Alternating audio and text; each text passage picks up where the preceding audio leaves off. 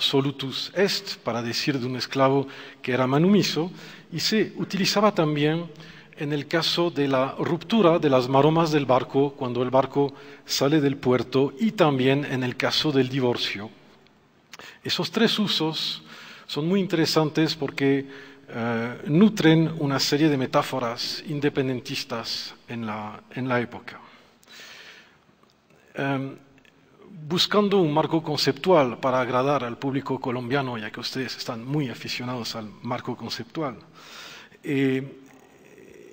estuve leyendo un montón de documentos de la época para indagar la frecuencia de esta noción de lazo para ver con qué cualificativos aparecía. Obviamente no encontré lazo colonial, pero encontré un montón de otras expresiones que voy poco a poco a presentar y contextualizar. Lo que sí encontré en muchos textos, o sean textos de clérigos o de otros, es la noción de lazo social y también la noción de que el lazo está vinculado con la imaginación. Y eso es muy típico de finales del XVIII.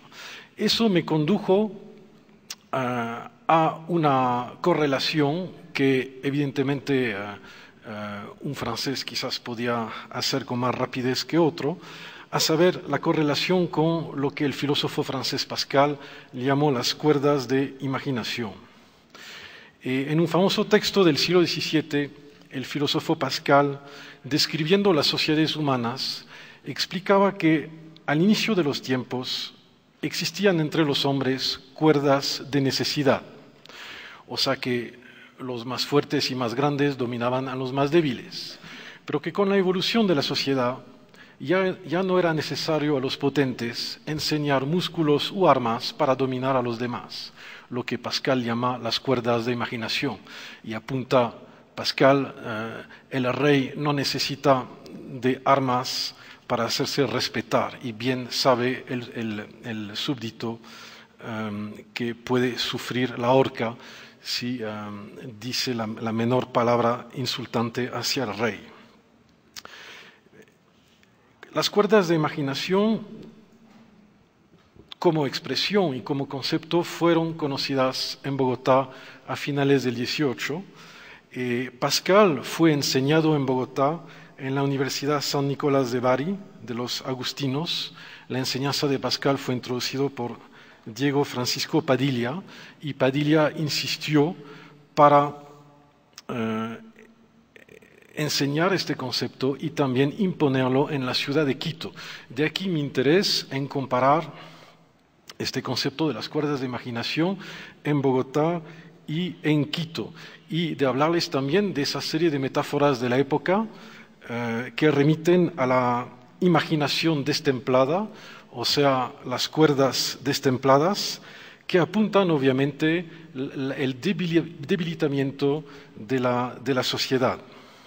En términos de la época, y ya que hablamos de Pascal, estamos dentro de un universo agustiniano, o sea, dentro de una herramienta mental jansenista, para no decir filo-jansenista, en el siglo XVIII. Toda esta gente habla de Jerusalén ligada cuando hablan de la perfecta ciudad cristiana, y hablan de la Babilonia desligada cuando hablan obviamente de las sediciones, o para ser más cruel aún, cuando hablan obviamente del París revolucionario. O sea que voy a utilizar esos conceptos y el de civitas permixta, o sea, el de ciudad entremezclada, que es un concepto sacado de la Ciudad de Dios de San Agustín y que era, a mi modo de ver, el concepto que guió al virrey Espeleta y al obispo Martínez Compañó.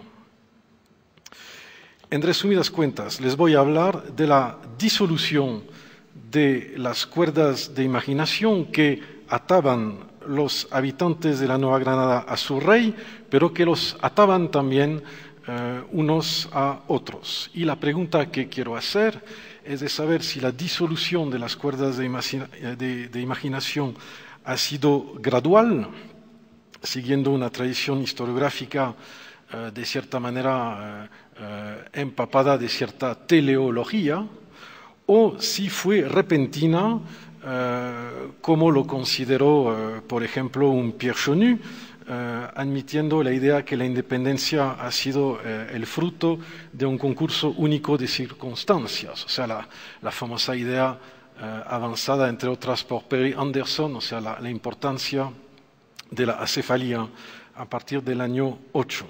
Precisamente para sacarme del rincón sin salida de esos dos a prioris, el endógeno y el exógeno, que ya han sido presentados en esta mesa, trataré de tomar el problema de otra manera.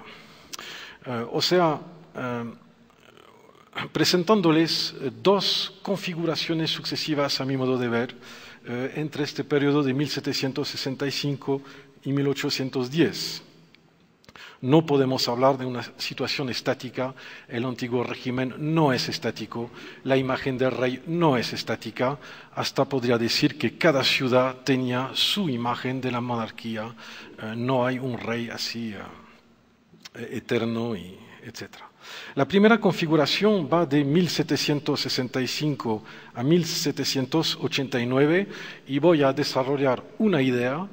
A mi modo de ver, hay una pelea durante este periodo entre dos concepciones de las cuerdas de imaginación, entre dos concepciones del lazo del vasallaje.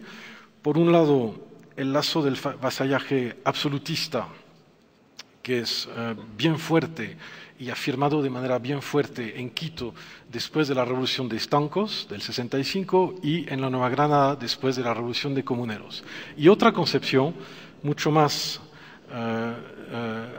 antigua que apelaba al pactismo tradicional, que apelaba al fuero juzgo, a esas viejas normas del derecho medieval español. La segunda configuración, la más desconocida quizás, es la que va del 89 al año 1806, digamos, y que pone en escena una articulación inédita entre el proyecto de ciudad entremezclada de Espeleta y de Martínez Compañón, y un patriotismo monárquico moderno venido de España. Es lo que trataré de desarrollar en un segundo punto. Y terminaré en forma de epílogo evocando lo que pasó entre el año 6 y el año 10, cuando precisamente el lazo se convierte en cadena en todas las metáforas de la época. Entonces, primera configuración del 65 al... Tienen un gran chance, es que mi texto está en francés y como se fue el traductor, no lo puedo leer, así que... Entonces, primer punto, primera configuración del 65 al 89. Primero, unas pocas ideas sobre un fenómeno esencial que nos va a servir a pensar lo otro. Hay una imbricación muy fuerte en la época entre el espacio y la política. Ustedes no pueden separar la concepción del espacio y la concepción del orden político, al menos a finales del siglo XVIII, pero todavía hoy en realidad. Quiero decir que deben hacerse una idea de cómo la gente se representaba el virreinato. El virreinato de la Nueva Granada era sumamente compartimentado. Todos tienen en la cabeza esa geografía lineal de la época, o sea, Cartagena como antesala del reino y Bogotá, 1.350 kilómetros más abajo, o sea, 240 leguas, como dicen en la época, una geografía meridiana y una ciudad de Quito relegada en el Valle Interandino, que miraba más hacia Lima que hacia Santa Fe de Bogotá, aunque desde 1717 obviamente remitía administrativamente a Bogotá. Entre las dos ciudades de Bogotá y Lima, de Bogotá y Quito, perdón, lo que Tamar Herzog ha llamado una frontera invisible, estudiando sencillamente la circulación del correo. Tamar Herzog nota que después de cierta distancia, el correo prefiere tomar la vía marítima para ir de Quito a Bogotá. O sea, hay una especie de frontera invisible situada por Popayán.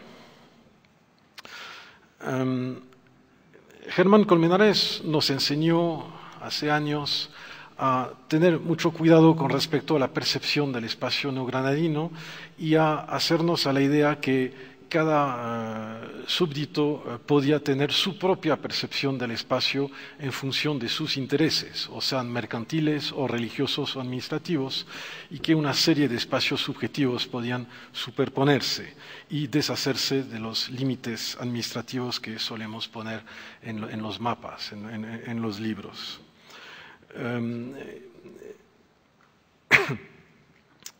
Lo que sí quiero decir es que el territorio neogranadino ha sido inventado en realidad de manera bastante tardía, aunque ustedes podrían decir que en Juan de Castellanos ya aparece una primera tentativa de invención del territorio. Lo que sí me interesa es la idea según la cual existen en la época dos reinos subjetivos. Leyendo muchos documentos, usted ve siempre aparecer a finales del 18 la idea de un reino de Quito, que no tiene existencia administrativa. Quito es una audiencia, no es un reino, pero todo el mundo apunta a la expresión de reino de Quito. Y también la idea de reino de la Nueva Granada, que es una expresión muy anticuada que no tiene correspondencia con la de nuevo reino, con la de virreinato de la Nueva Granada, que sí es la expresión de finales del 18. O sea que había competencia entre varios imaginarios, uno muy antiguo que remitía a la época de la conquista, con dos reinos, que en realidad era el de Quesada al norte y el de Benalcázar al sur, y ese concepto borbónico de finales del 18 de un virreinato unificador. Sabemos, gracias a los trabajos de Marta Herrera Ángel, que la cosa es mucho más compleja en la realidad, que hay quizás dos modelos de organización territorial, uno en la costa y uno en la sierra, hablando de la Nueva Granada, y una costa en realidad donde los lazos sociales eran mucho más débiles. No entró en la demostración de Marta Herrera Ángel, la pueden encontrar en sus trabajos. O sea que hay una comunidad imaginada, eso es cierto, a finales del 18 es el virreinato, pero esa comunidad imaginada lo es por la minoría selecta, por unas élites muy tenues. La mayor parte de neogranadinos solo